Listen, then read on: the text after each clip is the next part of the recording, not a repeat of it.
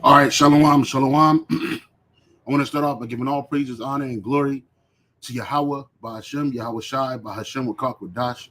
I want to sing give double honors to the apostles and the bishop elders of Great Millstone for teaching us this word in truth and sincerity and for ruling well. And salutations to the elect, Lord willing, with some of those men and women that believe in fear in the name of Yahweh, by Hashem, Yahweh Shai, and are patiently waiting for a day of salvation and the day of our redemption. I'm the brother Gabar Yahweh from GMS Hawaii, coming to you with another quick lesson, and this lesson is entitled "The Apostles Taught a Pilgrim Mentality, Not a Roman One." And this lesson was inspired by a video that Apostle Gabar just premiered not too long ago, and that video was this video right here, and it says, Slakia. It says, the prophecies say to forsake Babylon, not to buy into it, you IUIC dullards. And it was a pretty good lesson. And I caught pretty about the middle portion of the video. If brothers can hear me, let me know. And I caught. Oh, okay, I can hear myself. Right. So anyway, it was also inspired by something I found, some information I found on using a chat GTP about the same thing that's happened. And as the scripture says in the book of Ecclesiastes, let's get that to open up the precepts. This is the book of Ecclesiastes, chapter 1, verse 9.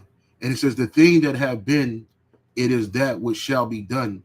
And that which is done is that which shall be done. And there is no new thing under the sun. Again, Ecclesiastes 1 and 9. The thing that have been, it is that which shall be. And that which is done is that which shall be done. And there is no new thing under the sun.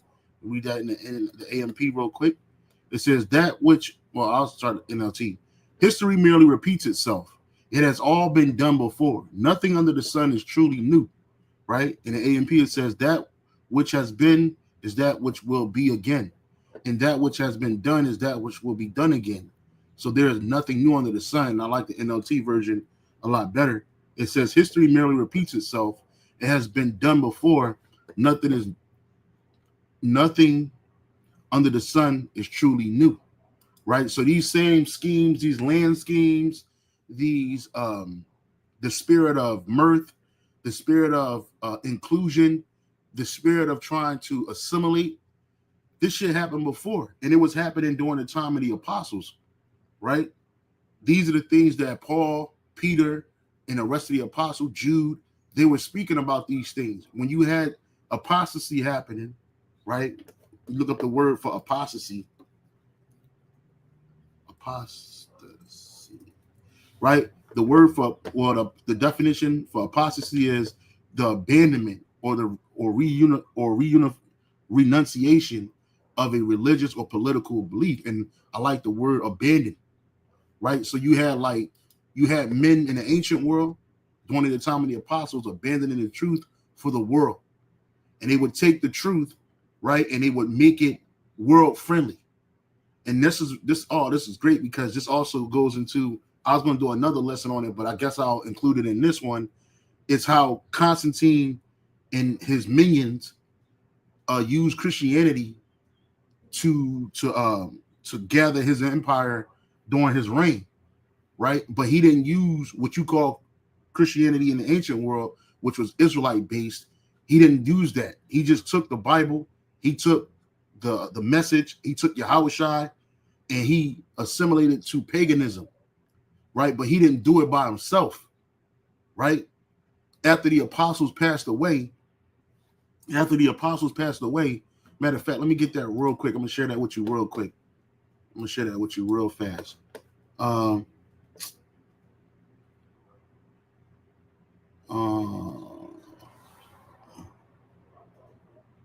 Just bear with me, brothers. Hopefully I got it up here.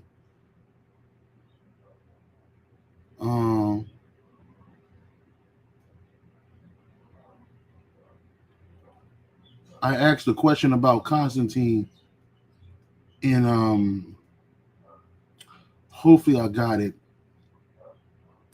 I'm looking for it. I'm looking.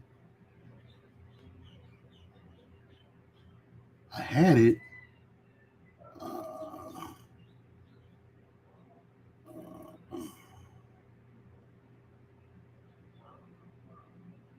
Okay, it had to be before. I had a just bear with me, brothers. Just bear with me.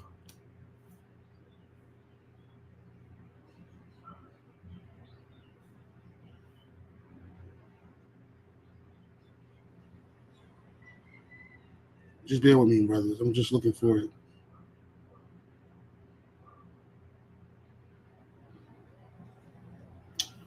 I gotta look for it.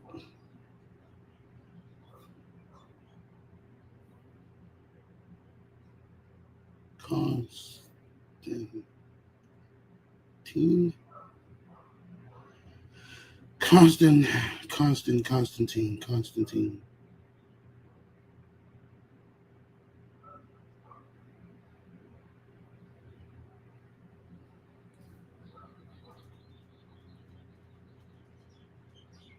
So anyway, I asked a question to ChatGTP a couple of days ago. I guess I must have deleted it. I don't know how I did that, but I'll ask this: did Constantine? Oh, what impact? What impact? That's what I asked.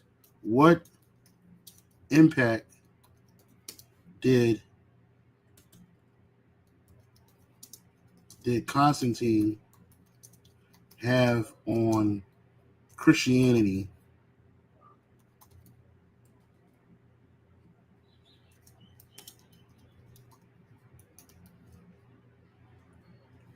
Christianity, and did he do it alone? Right. So this was a question that I asked a couple of days ago. Right. And it says, here's a clear understanding.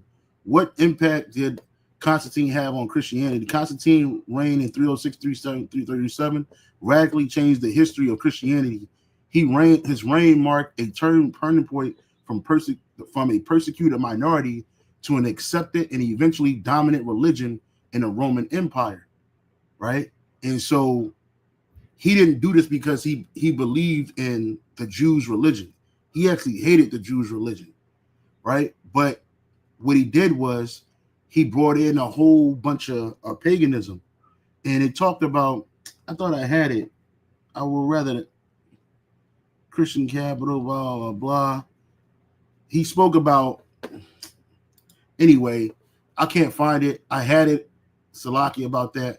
But the point of the matter is, what happened was, after the apostles had died and other men that were truly sincere about this truth had passed away, what ended up happening was the Gentiles, which were Israelites, right? Israelites, and then they align with the heathen, but it's mainly Israelites that were they were already having, during the time of the apostles, they were already having problems with people in certain churches bringing in idolatrous ways into the truth, or trying to amalgamate the truth with idolatry and things of it.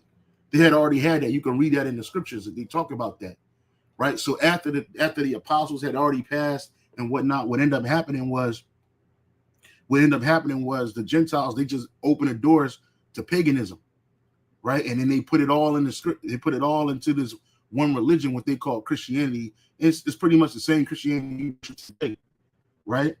And so when you understand that, you always had people trying to change the doctrine and to suit themselves or to suit the world. And that's what's happening right now. Right. And so, again, I wanted to show using the chat how you had men back in the ancient world telling people to buy land and assimilate economically in the world, when in reality, you're supposed to be separating yourself from this place. Right? Does that mean you're supposed to be poor and indigent? No, that does not mean that. But it means that when you buy land, when you buy anything in this world, you got to take care of it. Right? I remember some years ago, the old head of Detroit, they call him Egghead. He was like, yeah, I mean, I just bought a house. I got some land. I'm going to do this. I'm going to do that with it. And he fell out the truth, right? He fell out the truth. He became a scoffer, right? But his focus was the things of this world. And that's something that you ain't supposed to focus on, right? This is the book of Micah 2 and 10. Micah chapter 2, verse 10. It says, arise ye and depart, for this is not your rest, right? Because it is polluted, it shall destroy you even with a sore destruction. And that's what America is. America is polluted in every way. Even when you do business here, it's polluted business. It ain't righteous. It ain't honest business, right? Even though you try to do the right thing and make sure the right permits is instituted and you got the right monies and loans and all this other shit, things that still go awry. Right. And on top of that, the world, this world that we live in, the Edomite world, is completely polluted with wickedness. So we shouldn't be trying to put nothing stable in this place. On top of the fact that the Heavenly Father is about to destroy this place. Right. You see this land right here. This is the land that they so-called bought. 40 acres of open land, plush land in Georgia, which I have found some information out when I asked the question to the Google. I said, how much is 40 acres of land in Georgia? Right? How much is, it says right here, it says the value of 40 acres of land in Georgia varies significantly, but it could range from approximately 320,000 at a low end of rural farmland to over $4 million if in a high demand close in suburban areas. The total cost depends on location, land type, and recent market conditions. For example, the value could be as low as $134,000 to $3.8 million at a lower average price per acre. Yep, that's $3.8 million at a lower acre or higher average price per acre. So, you talk about buying this pristine land, this shit costs money, right? And like the elder apostle Gabriel said in his video right here, you got brothers that's catching hell that sometimes we barely fucking making it. And these guys is rolling in the fucking dough, right? And they had you thinking that it's about, the land. We got all this plush land so we could do what we want to do on there. We can have our events and shit. But it's going to cost to come out there. The money the asking for the money is never going to stop. That's why they said that this is phase one, right? They got a couple of buildings, right? And the church owns this, which really Nate owns it, right? And they want to build you got to knock down trees. That's called an excavationist. That costs money, right? You got to build plumbing. That costs money, right? You got to have what they call them things for the you put it in the ground, septic tanks and all this other shit, right? You got to separate the white, the clean from the dark water, all kinds of stuff, right? So that's why they said this is phase one. They did all this with begging and playing around. They did a whole fucking telethon telling you to send in your donations, your alms, and your tithes, right? But we here at Great Millstone, starting with our apostles and bishop elders, we don't do no stuff like this, bro. People who help brothers, hey, guess what it goes directly to the help of the brotherhood, right? From the apostles to the bishop elders to the brothers on down. We ain't got no bank with $320,000 in it, $4 million in it. That's a lot of sending in of the money. And it's tax-free because they're 501c3 charter, right? And so they got this so-called private land. They can do law or whatever on it. And again, like we brought out in Ecclesiastes, there's nothing new under the sun. You had Malik Z York, Malik. He had a bunch of names, but this guy right here, this guy right here, Dwight York, the pedo, right? This guy right here, he bought land. He had a group called the Nuwabian Nation, right? And it was all, he used to switch his name up, right? Malachi Z York, Isa Al Hadi Al Mahdi. He had all these crazy ass names. And then this dude bought property in Georgia. Everybody loves to go to Georgia. These cults love to go to Georgia. Right here, the central part of the Tameh Ra compound. It says moved to Georgia and construction of Tameh Ra from 1993 to 2002. York left Brooklyn and with an estimated 300 followers around 1990. Some settled in upstate New York. He later moved with numerous followers to Georgia. Others joined from such cities as Baltimore, Philadelphia, blah, blah, blah, blah, where they built a large complex, right? Matter of fact, it says around 1990, York and the Nuwabian Nation relocated to a rural Putnam County, Georgia, where they built a large complex. At York's direction, the community purchased land and built Tameh Ra, originally named Kadesh, an Egyptian-themed complex built on 476 acres of land near Eaton, Georgia, and was built over a period of years and completed in 1990. So you always had these different groups, right? So even Nation of Islam call themselves doing the same thing.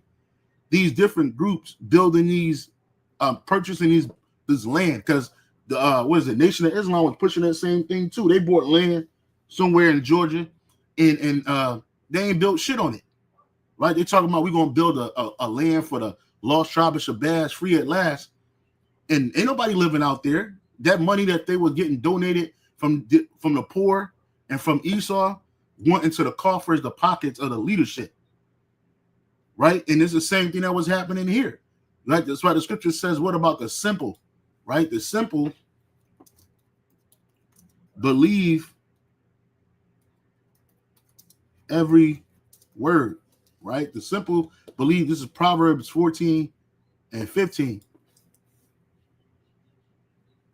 Proverbs chapter 14, verse 15.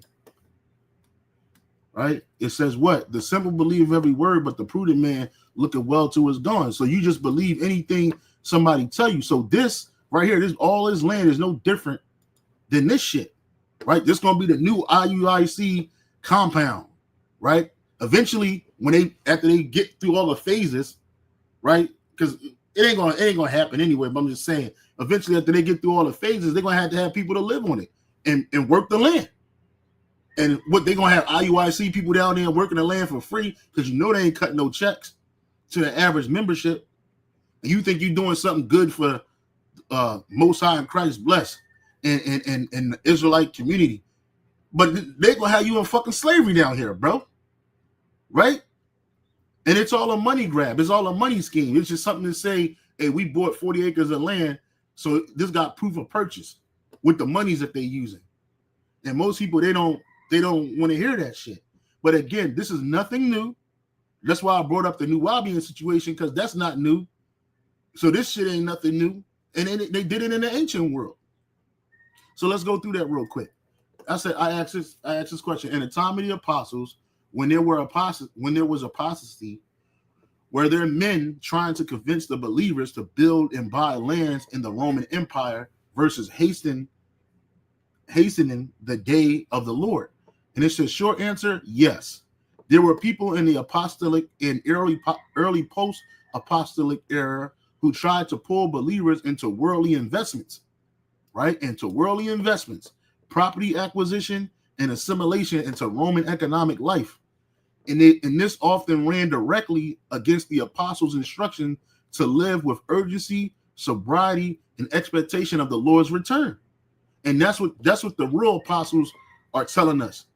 And when I say the real apostles, I'm talking about the apostles and the bishop, elder, the great millstone, and the brothers on down. Right?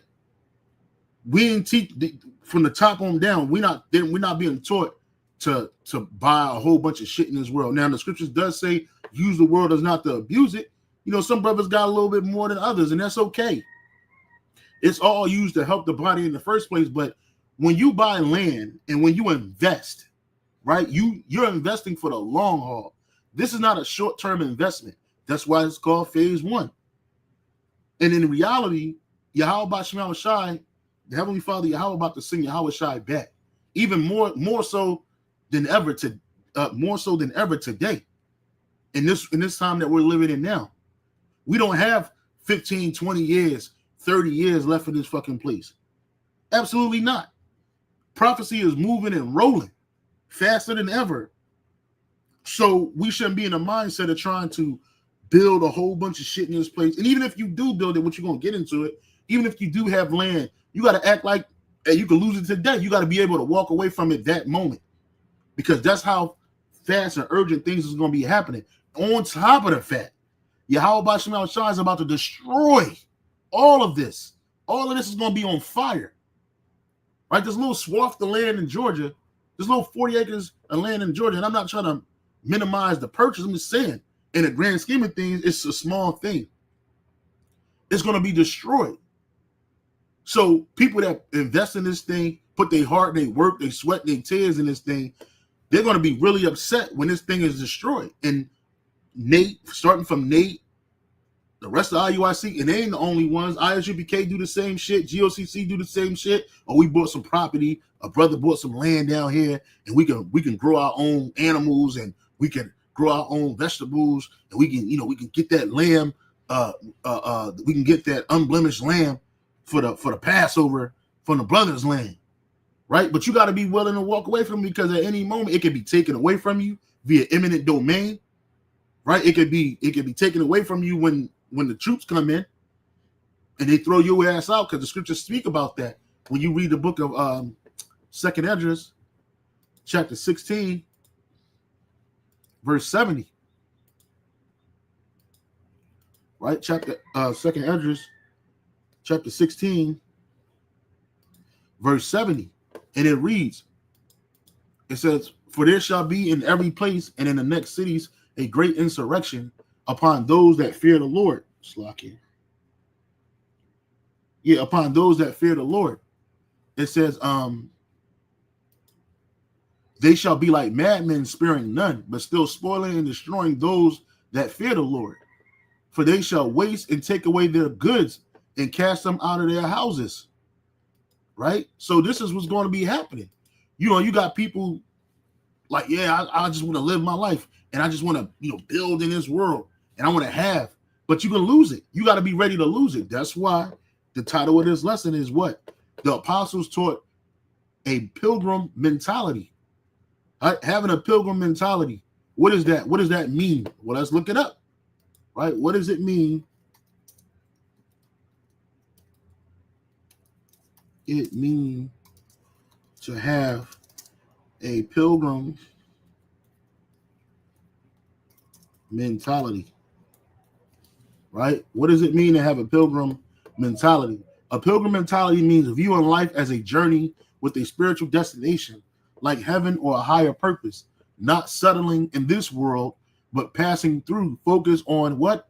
Eternal values over temporary comforts, and embracing challenges as part of growth, all while relying on the Heavenly Father and fellow travelers for guidance and support. And that's what the apostles teach us to this day, right?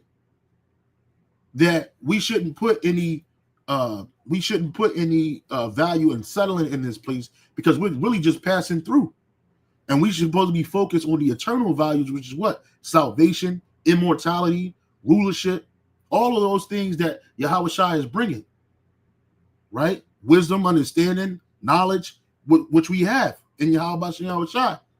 It says, focus on the eternal values over what? Temporary comforts, right? And embracing challenges, because when you catch challenges, when we go through challenges in this truth, we don't look at it like, it's the end of the world, a woe is me situation. We understand that it's an opportunity for growth. Yahweh Shema Shai is building our faith up, building our patience up for what's to come, because we're going to need it. So that's a part of your growth, right? And it says what? It says, instead of over temporary comforts and embracing challenges, right? Because this is just all this shit is temporary. The world that we currently living in is a temporary world.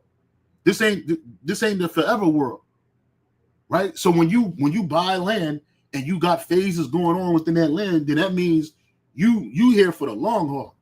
You're not expecting IUIC don't push that Yahweh Shai is coming soon. IUIC don't push the names of Yahweh Bashem Shai and push it with urgency and fervency. IUIC doesn't teach that. They talk about NATO talk about Jacob barely talk about Jacob's trouble. He'll talk about the coming of the destruction of America, but at the same time he's trying to build here, right? Whereas you could have took that $320,000 or $4 million and helped those fellow believers, those fellow travelers that need it. I ain't saying create dependency or entitlement, but damn, bro, you could help a lot of people. You could help a lot of believers of the truth now. But see, it ain't about Yahweh Bashem Shai with IUIC. It's about Nate and that organization, right? That's what it's truly about. It's about the grandizement. It's about this world, right? And it says what? While relying on the Heavenly Father and fellow travelers for guidance and support. And that's what we here at Great Millstone do. Our fellow travelers are our brothers and sisters that's in His faith, wholeheartedly, 100%, right? And that's what we do. As we travel through this world, we rely on the Heavenly Father. We rely on guidance and support from the apostles all the way down, right? That's a pilgrim mindset. But a person that's trying to build forever, they don't have a pilgrim mindset. They believe that this place is going to last forever. And the water, brother, I got this on deck too, because I got it in the GNT, right? But the point of the matter is that, like, people will look at this like, oh, y'all just hating. Y'all just finding something to hate on. No, we're not. America's about to be destroyed, bro. What you going to do when the Gurga troopers come? What you going to do when the chip come? What you going to do when Yahweh Shai comes in war is already breaking out? He's bringing up nuclear missiles. You ain't going to be thinking about the 40 acres of land that you bought in pristine Georgia. You're not going to be thinking about that. You're not going to be thinking about any of these things because that shit's going to be gone. It's going to be destroyed. And these people, IUIC, starting with their leadership, they're not thinking about that. And you can tell they're not hastening the day. Neither are they telling their membership to hasten the day. They're all about mirth, right? Jollity, mirth and jollity, all of that shit that's just off while they're still in captivity. So going back in here, it says short answer, yes, there were people in the apostolic and early post-apostolic era who tried to pull believers into worldly investments, property acquisition, and assimilation into Roman economic life. And you hear that a lot with IUIC. We got what's that dude, Deacon Asaph? He said, in order to do business in Esau's world, you got to use this paperwork. You got to use this paperwork. When our apostles, they teach us that you don't need to have no 501c3 charter to do the work. Just do the work, right? You don't need to have Esau in the business of the Lord. You can do the work. But what IUIC said, no, we got to assimilate. In order to do this, you got to get the paperwork, right? That's a part of assimilation. That's the reason why they dropped the name Yahweh and Yahweh Shai, or they don't have any reverence or respect for it. But they'll say the Most High or Christ bless. They'll try to differentiate themselves from any other Israelite group to show the Edomites that they're world friendly and that they're all about just uplifting the black community and the Negro and Latin community with their marching and they're picking up trash in different locations in the community, handing out shit. When in reality, all of that shit is a check the mark on your 501c3 packet. That's what that is. It's called assimilation. We can do the work, but we can teach it this way. We can teach it a way where it's more friendly. That's economic. That's assimilation, right? It says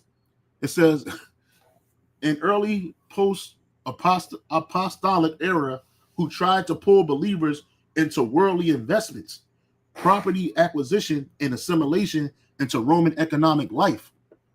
And this often ran directly against the apostles' instruction to live with urgency, sobriety, in the expectation of the Lord's return. When people are doing things like this, they're not expecting the Lord to return no time soon. Right? You buying this land that's about to be destroyed. And like I had mentioned on Apostle Gabar's comment board, Jake will invest in a sinking ship. And that's why I don't do business. And this is a caveat. I don't do business with niggas. I don't like doing business with niggas. One is always half cop and ain't never together. Right? And two, you niggas, you the last person to know anything. So your investment strategy, anything that you jump on, is already too late. Esau done used and abused it, and he's getting out of here. Like Apostle Gabar said in his video, the rich, the elite in America, they getting the fuck out of here. Why? Because they know America's about to be destroyed. Right? They're abandoning their investments here in America. If they not selling it off, they just all together just leaving it. You got neighborhoods with multi-million-dollar mansions empty. Nobody's living in them shits. Why? Because they already got the word. Get the fuck out. This place is about to go. So they taking their investments and they pushing it other places. America is a bad investment. That's a good title for a lesson. America is a bad investment. It's not a good investment at all. Right? Oh, this rap me in. Right? America's not a good investment at all. Now, I'm not saying you should just supposed to live in a box and be a bum. No, man, you can have a standard of living, but know that you could lose that standard at any given moment. That's what I'm trying to explain to you, right? And that's a person that moves with urgency and the expectation of the Lord's coming, right? And it says, but the situation is more nuanced than simply buy land versus hasten a day, because the apostles never told believers to try to force prophecy, right? And we're not trying to. We're hastening the day. It says they did warn against false teachers who encourage compromise with Roman society and materialism. They did speak against building earthly security as if the Lord were not returning. Below is the historical and biblical picture. The apostolic era. What was the tension? In the first century, believers lived in a Roman imperial economy where status came from owning land, joining guild/business associations, participating in civic cults, which were idolatry, building wealth through Roman legal and economic structures. And it's the same thing that's happening in the day. It says the apostles preached a message that challenged all of this. Acts 2-4, chapters 2-4, believers did not invest in the land or build permanent security. They sold their land rather than buying it. Acts 4:34. Let's go through that real quick. The book of Acts, chapter 4, verse 34 to 37. Acts chapter 4, verse 34. Right? It says, I'll start at 32. And the multitude of them that believe were of one heart, which is one mind, and one soul, which is one spirit. Neither said any of them that all of things which he possessed was his own, but they had all things in common, which they shared, right?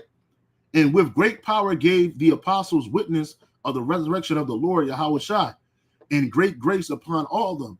Neither was there any among them that lacked, for as many as were possessors of lands or houses sold them and brought the prices of things that were sold. Now, nobody's telling you to go sell your house that you're living in with your family and just take the money and just give it up. Nobody's saying that. But this is the kind of spirit that they had in the ancient world among each other, right? Because they were what? They were in the mindset of hastening. They weren't buying lands and building it up. What happened to that couple that bought land and they sold their land, but then they held back price from it when they were supposed to give it up because they agreed to share. And then they died. They ended up getting put to death because they wasn't really wholehearted believers. And they wanted to keep a little bit extra for themselves, right? Anyway, long story short, it says, and laid them down at the apostles' feet, and distribution was made unto every man according as he had need. So what they gave the alms up to everybody that had need, right? The apostles didn't take that money and covet it unto themselves and build stuff. No, they handed it out to the brotherhood that needed. The brothers that had gave to the brothers that didn't. Right? And Josies, who by the apostles was surnamed Barnabas, which is being interpreted the son of consolation, a Levite, and of the country of Cyprus, having had sold it and brought the money and laid it at the apostles' feet. So let me read this in the NLT. It says, for instance, there was Joseph, the one the apostles nicknamed Barnabas, which means the son of encouragement. He was from the tribe of Levi and came from the island of Cyprus. It says,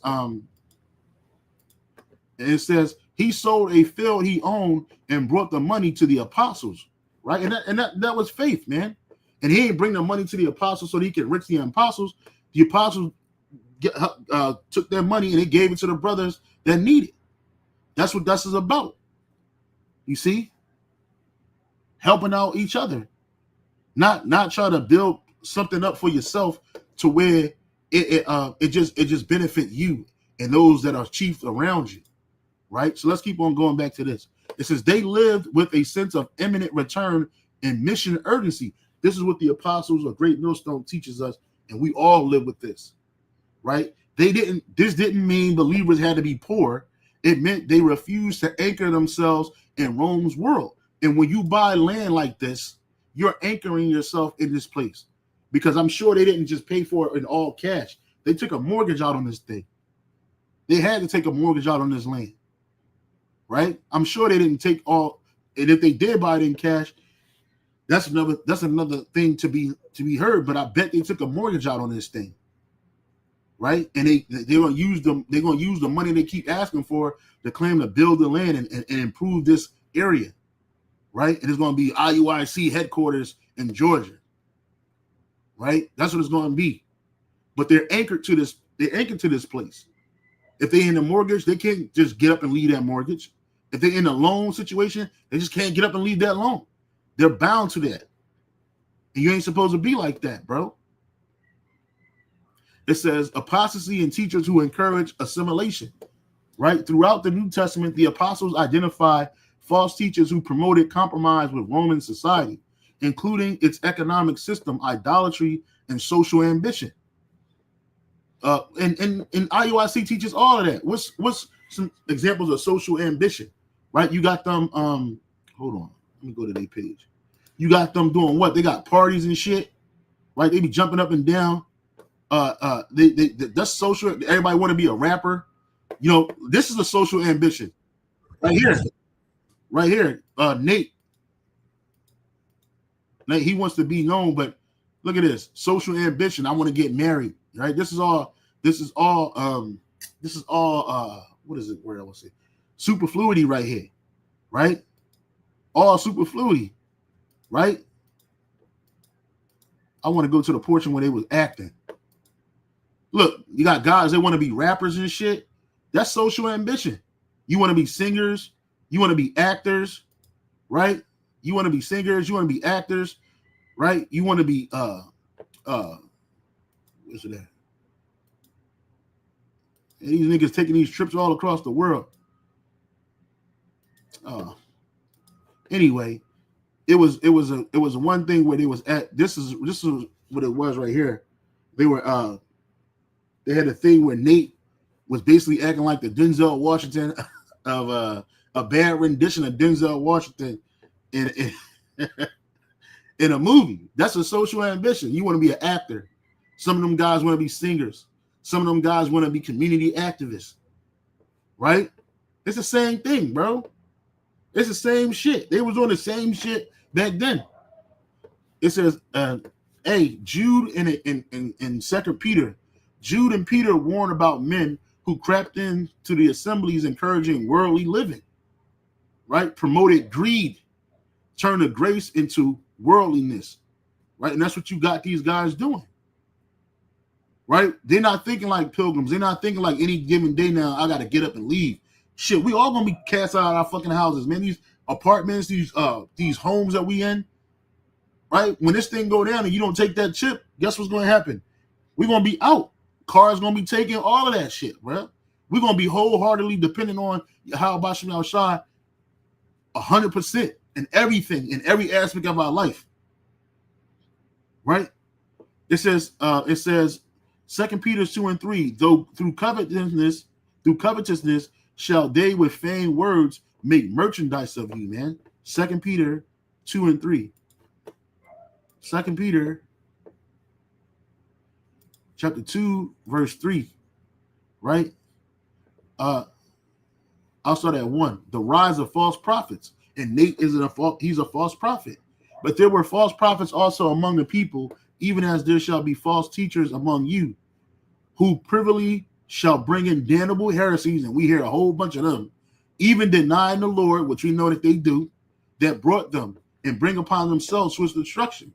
And many shall follow their pernicious ways, by reason of whom the way of truth shall be evil spoken of. And through covetousness shall with vain words make merchandise of you, whose judgment now of long time lingereth not, and their damnation slumbereth not. Right? And so the apostles are going through the same thing that we're going through today. They're experiencing the same shit. Ain't nothing new. It says, in their greed, they will make you clever. I'm going to read that again. In their greed, they will make up clever lies to get hold of your money. Oh, yeah, brothers and sisters. They talk all soft and shit. Yeah, we want to thank you, brothers and sisters, for sending in your alms and your tithes. You know, we got our phase 1 done, but the work is not done. We got more phases to come. We got phase 2 and 3 and 4, right? We got a whole bunch of things that we need to do to get this work off the ground. Because they had you thinking you doing a mighty work, and the Most High Christ bless. Right? This is what they started out. They all of this shit, this jovial shit, this mirth, this was to get you excited to give your money up.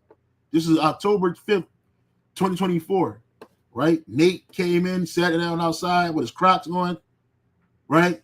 And told you about the land blitz. Right?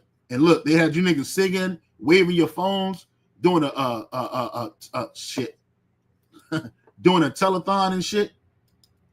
They had you niggas doing a telethon.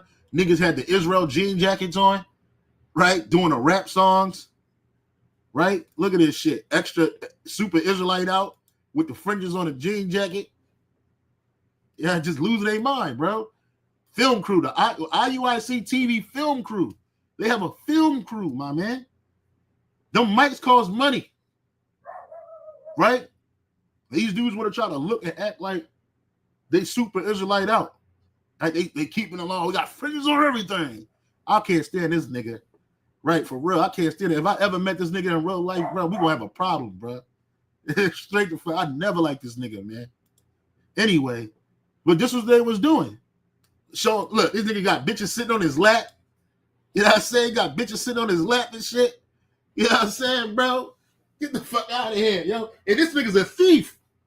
This dude's a thief. He robbed a dude called the Pocket, living in his man's house and shit. You know what I'm saying? Didn't want to get the fuck out. Yeah, got the prison. This nigga's in the truth in prison. He was in jail. He was in fucking jail for doing wickedness.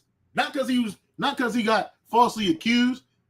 And his man, Nate, threw him under the bus.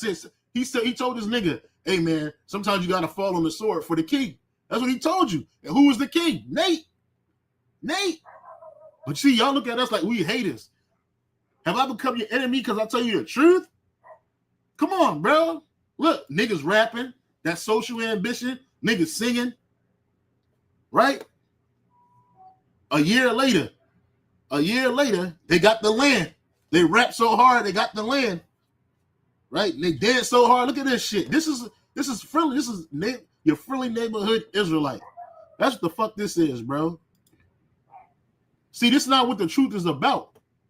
It's not about all of this, bro. This is life and death, bro. This is extremely serious, bro. It's a time and place for everything. This ain't the time for that, bro. This ain't the time to be the boys, the men of Israel, bro. This ain't that time, bro. These niggas is boys, the men in it up, right? And y'all like this. People like this. Oh, black men together. Oh, they so handsome. They got the hair. They looking like Take 6. Oh man, the Drew Hill of Israel. Oh my God. You know what I'm saying? They losing their fucking shit. The apostles did none of this in the ancient world and now. None of this shit was happening. But they did this to influence you to get to phase one. To get to phase one, right? They did this to have you, right, get to phase one. Oh, where's it at? They had you to get to phase one. Phase one of the whole scheme is done. Got a 1, 2, 3, 4, 5 car garage. You got barns and shit. You know what I mean? Come on, bro. That ain't it, bro. So they're making merchandise of you with feigned words, right? Again, it says in the NLT, in their greed, they will make up clever lies to get hold of your money. But the Most High condemned them long ago, and their destruction will not be delayed. So these people that's doing that, right? They was already condemned from the jump, right? It's not gonna stop. It's gonna come. You see? And again, this ain't nobody hating on you niggas, man. It's just telling the truth, bro. Like, that's not the mindset you need to be in right now, right? Because the Lord is coming, right? He's coming faster than you think, right? And it says right here, it says,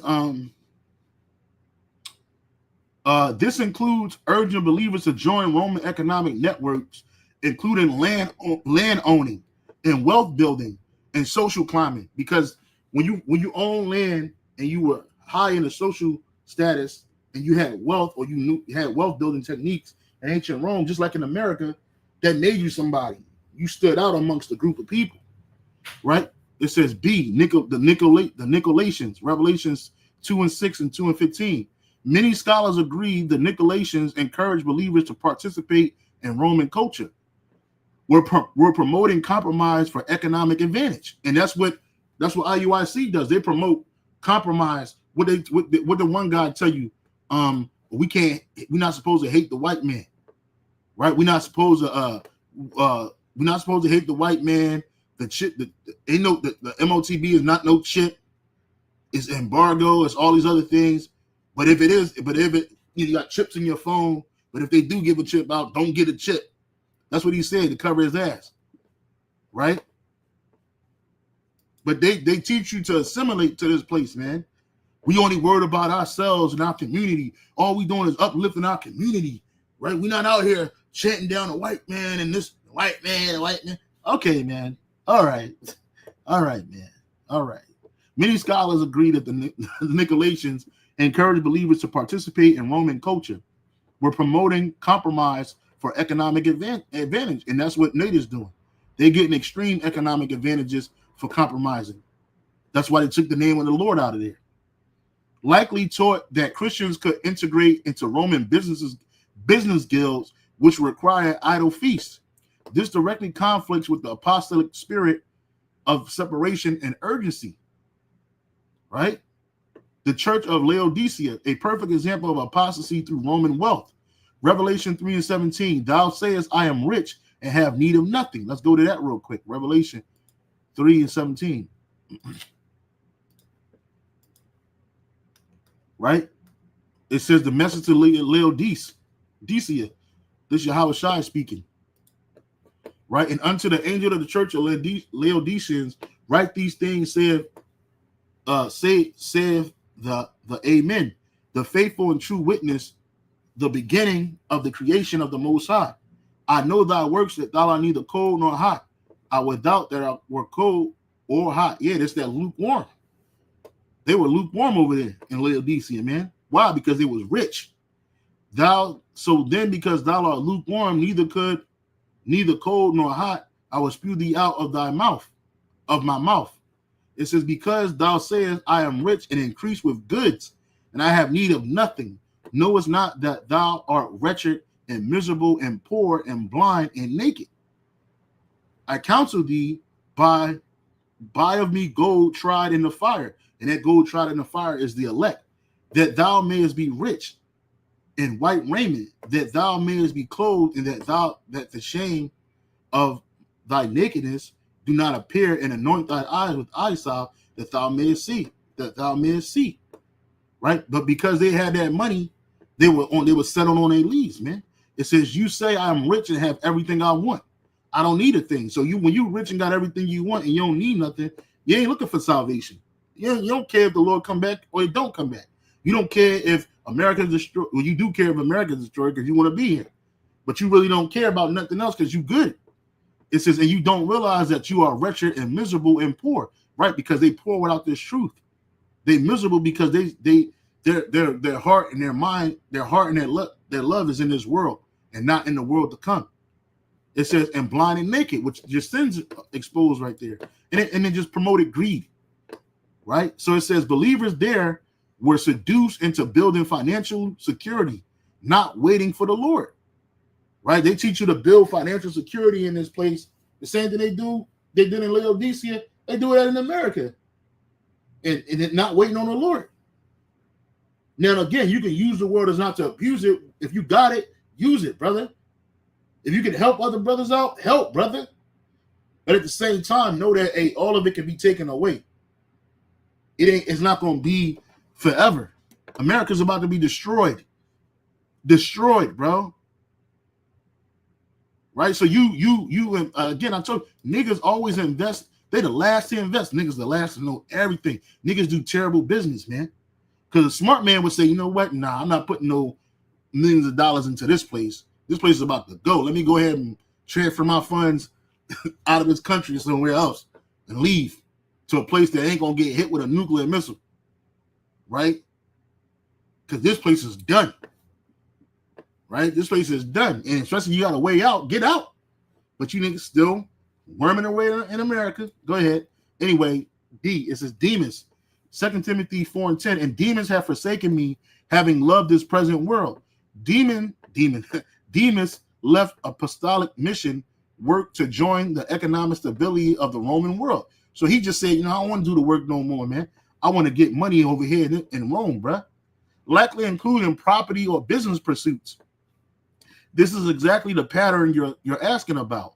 The apostles taught a pilgrim mentality, not a Roman one. Paul, Peter, and the other leaders told believers not to tie themselves too deeply into Roman structures. Again, using the world is not to abuse it. Don't tie yourself down in this world because guess what? Rome was going to be destroyed. Rome was going to go down. This man was about to go down. Right? Same thing happened in America today, which is Rome all over again. The Lord's return was near. The world system was corrupt. Exactly. Just like it is today. This whole system is corrupt. Rome's economy depended on idolatry and immortality. Rome's economy depended on idolatry and immorality. Hebrews 13:14. For here we have no continuing city, but what we seek one to come. Where what? Dwelleth righteousness. 2 Peter 3:11-12. Seeing all these things shall be dissolved, what manner of persons ought ye be, hastening the coming of the day of the Most High. This didn't mean quitting work, but it did mean rejecting Rome's dream of build, buy, and settle. And that's the same thing that happens in America. That's the American dream. This is the American dream right here. Build, buy, and settle. And again, I'm not saying, brother, if you can get a house and it's suitable for you and your household, right? You may be single, brother, and you're able to get a house where you can help other brothers out. They ain't got nowhere to stay. Eventually, when all hell breaks loose, you never know why the Lord set you up to get you certain things. Because we're going to be protected in that day. But listen, bro, I can't give you a blueprint to exactly what's going to happen to you. But at the same time, you got to be ready to get the fuck up out of there. Leave it. You can't be on the run talking about, man, I got a mortgage to do. Fuck that mortgage, bro.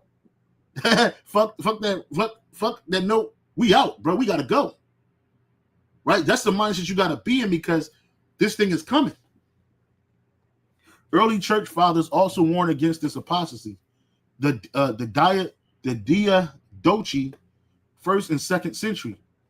It says, warns believers about false prophets who use the gospel for material gain. Shepherd of Hermas, 2nd century, strongly condemned believers who buy land, accumulate wealth, become entangled with Roman prosperity, forget the return of the Lord. And that's what these dudes are doing. They're forgetting the return of the Lord. They're not even looking for it at all. Okay? He said believers who build wealth in Rome become spiritually weak. unfruitful and forget the kingdom because they got the kingdom here. They're comfortable here. So they forget that the Lord is coming back. They're not even thinking about it. You see? It says Tertullian, late 2nd century, attacks Christians who built estates, invested heavily in Roman life, lived comfortably rather than as pilgrims. Tertullian said that this was a form of apostasy because it rejected the pilgrim calling. Why this apostasy happened? Rome promised security, status, economic opportunity, land and inheritance, and comfortable life. That's America. The gospel promised suffering, persecution, mission, a kingdom not yet revealed. And these are the things that we learn on a daily basis. Our life is full of these things. Persecution comes daily. Suffering comes daily. But the mission stays the same. We got to shoot for the kingdom because the kingdom, it wasn't revealed yet then. And even at this moment, it's not like right in my face, but I know it's coming through the prophecies. That's the mindset you got to have. It says, so yes, many teachers try to steer believers toward a Roman lifestyle rather than toward a spiritual focus in the expectation of Yahweh's return. And even back then, Yahweh didn't come back then. But other things had to happen, right? You couldn't keep your mindset in Rome because Rome was about to fall.